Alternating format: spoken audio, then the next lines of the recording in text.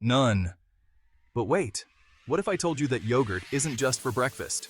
It's time to raid your fridge because yogurt is about to become your new beauty BFF.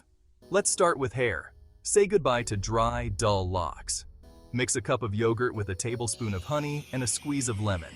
Apply it to your hair, leave it on for 20 minutes, and rinse. Voila! Hydrated, shiny hair that smells amazing. Now, skin time. Yogurt is packed with probiotics that help to soothe and moisturize your skin. Mix 2 tablespoons of yogurt with a teaspoon of turmeric and a bit of honey. Apply it to your face. Let it sit for 10-15 minutes, then rinse with warm water. Say hello to glowing, smooth skin. Plus, yogurt's lactic acid helps to gently exfoliate, leaving your skin baby soft.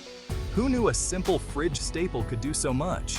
So, DIY enthusiasts, what are you waiting for? Grab that yogurt and start your beauty transformation today. Your hair and skin will thank you. Don't forget to like, share, and follow for more DIY beauty hacks. Catch you later.